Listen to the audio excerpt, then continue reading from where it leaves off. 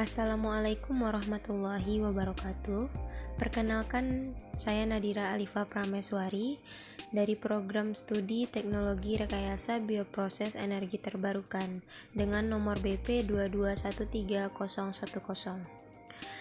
Baiklah, pada kesempatan kali ini saya akan menjelaskan dua contoh soal mengenai neraca energi pada mata kuliah neraca massa dan energi 1 yang diampu oleh dosen Ibu Insinyur Rita Yova MT. Baiklah, kita simak beberapa soal tersebut. Nah, untuk soal nomor 1, kapasitas kalor gas karbon dioksida diberikan oleh CP. CP diketahui pada soal 26,540 ditambah 42,454 dikali 10 pangkat min 3T dikurang 14,298 dikali 10 pangkat min 6 T kuadrat DT. Di mana CP di sini masih dalam satuan J per mol K dan T masih dalam satuan Kelvin. Nah, untuk soal yang A, tentukan jumlah kalor yang dibutuhkan untuk memanaskan 1 mol dari 350 menjadi 450 Kelvin. Nah, untuk soal yang B, tentukan konstanta CP dalam kalori per mol derajat Celcius dan T-nya dalam derajat Celcius.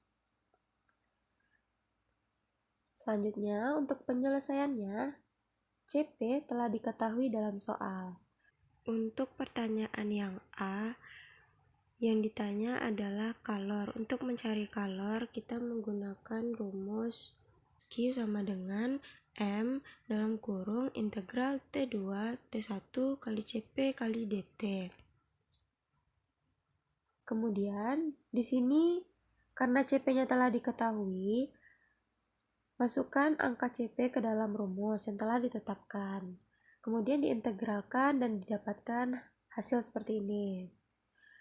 Kemudian, dari 26,540 T ditambah 42,454 dikali 10 pangkat min 3 T kuadrat per 2 dikurang 14,298 dikali 10 pangkat min 6 T pangkat 3 per 3 hasil dari integral tadi, yang T-nya itu adalah nilai dari T2 dikurang T1. T2 pada soal itu adalah 450 Kelvin dan T1 pada soal adalah 350 Kelvin.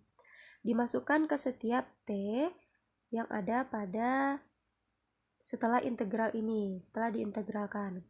Dimasukkan angka T2 dikurang T1 yaitu 450 dan 350. 450 kuadrat dikurang 350 kuadrat, dan ini 450 pangkat 3 dikurang 350 pangkat 3. Kemudian dilakukan perhitungan 26,540 dikali dengan 100 didapatkan hasil 2654. Kemudian ini juga dilakukan perhitungan, didapatkan hasil 1698,16. Kemudian ini juga dilakukan perhitungan, didapatkan hasil 229,9595. Setelah itu dilakukan perhitungan kembali untuk yang ini, didapatkan hasil 4122,2005. Kemudian dikalikan dengan satu massa yang tidak diketahui pada soal, yang kita anggap itu adalah nilainya 1, maka hasilnya adalah Q atau kapasitas kalornya adalah 4122,2005 Joule per mol Kelvin. Nah, untuk soal yang B, CP itu sudah diketahui dalam soal. Nah, tapi satuannya masih dalam Joule per mol Kelvin. Kita akan mengkonversikan ke kalori per mol derajat Celcius. Nah, 1 Kelvin ini untuk dijadikan ke derajat Celcius, 1 Kelvin itu sama dengan 273 ditambah derajat Celcius. Nah, untuk T besar di sini, kita akan merubahnya ke T kecil. T kecil ditambah 273. Jadi setiap T besar itu kita rubah menjadi T ditambah 273. Kemudian dilakukan perhitungan dan perkalian ke dalam ini. 42,454 ini dikali 10 pangkat min 3 ini dikalikan ke dalam, dikali T juga dikali dengan 273. Begitu juga dengan 14,298 dikali 10 pangkat min 6 dikalikan juga ke dalam, tetapi yang ini kita selesaikan perkaliannya terlebih dahulu. Didapatkan perkaliannya T kuadrat ditambah 546T. 546T ini didapatkan dari 2 dikali T, 2T dikali 273, jadinya 246T. Lalu yang 74529 ini dapatnya dari 273 dikali 273. Nah, kemudian dikalikan ini 14,298 dikali 10 pangkat min 6 dikalikan ke T kuadrat, jadi 14,298 dikali 10 pangkat min 6 T kuadrat ditambah ini juga dikalikan ke dalam sampai dapat hasilnya segini. Kemudian kita lakukan perhitungan yang sama. Yang ini, dan ini. Dapatkanlah hasil yang ini. 37,0892. Nah, begitu juga yang T dengan T dan T kuadrat dengan T kuadrat. Lalu disusun seperti ini. Kenapa ada 4,186? Ini adalah 1 kalori sama dengan 4,186 karena dia ingin dijadikan dari 1 kalori tadi sama dengan 4,186 Joule. Nah, karena dia ingin dijadikan ke kalori, maka dia dibagi 4,186. Nah, maka didapatkanlah hasil CP-nya 8,8602 ditambah 8,2895 dikali 10 pangkat min 3 T ditambah 3,4156 dikali 10 pangkat min 6 T. Nah, untuk soal yang nomor 2, 1 kg es bersuhu 0 derajat Celcius. Di sini suhunya 0 derajat Celcius. Dipanaskan hingga suhu seluruhnya berubah menjadi uap pada 150 derajat Celcius dan 101,3 kPa kilopascal. Berapakah perubahan entalpi yang menyertai proses tersebut? Kalor peleburan pada 101,3 kPa dan 0 derajat Celcius adalah 335 kJ per kilogram. Dan kalor penguapan air pada 101,3 kPa adalah 100 derajat Celcius dan 2256 kJ per kilogram. Persamaan kapasitas panas air adalah, ini CP-nya untuk panas air sudah diketahui. Dan persamaan kapasitas panas uap air pada 101,3 kPa adalah, ini CP untuk panas uap air juga sudah diketahui, di mana T dalam K dan panas spesifik dalam kilojoule per mol K.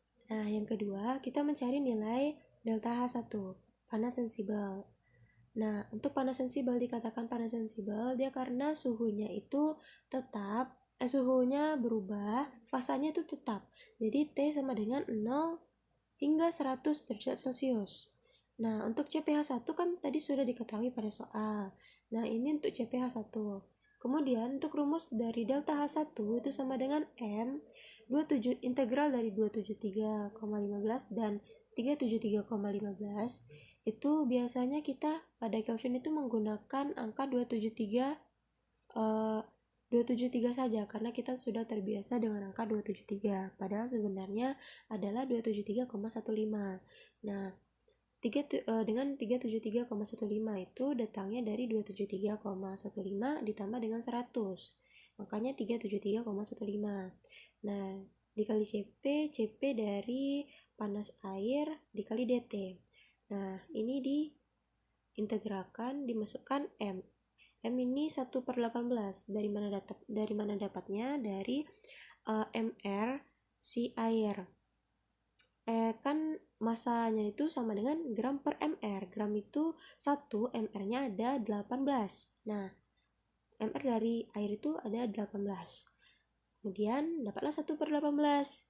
Nah, integral 273,15 dan 373,15. Kemudian dimasukkan angkanya dan diintegralkan. Kemudian didapatkanlah perhitungan dan jumlah dari integral itu ini. Kemudian dari perhitungan tersebut didapatkanlah jumlah seperti ini, 1/8 dalam kurung 1829,6 ditambah 15525,5 dikurang 14092,1 ditambah 4540,9. Dan didapatkanlah satunya itu adalah 418,6 kJ per kilogram. Selanjutnya untuk mencari HV atau delta H vapor, itu kan diketahui panas laten. Panas laten itu suhunya tetap tapi fasanya yang berubah. Jadi T sama dengan 100 derajat Celcius karena dia menguap. Kemudian kan delta H vapor itu diketahui pada soal 2256 kJ per kilogram. Selanjutnya dicari nilai delta H2. Tadi delta H1 sudah kita dapatkan. Nah, untuk CpH2 itu diketahui pada soal. Nah, delta H2 itu sama dengan M423 integral dari 423,15 dengan 373,15 dikali Cp dari liquid uap atau uap air dikali dt. Nah, dimasukinlah Cp-nya dan dimasukinlah M-nya tetap 1/18 karena dia tetap air. Nah, setelah itu dari integral tersebut didapatkanlah hasil seperti ini.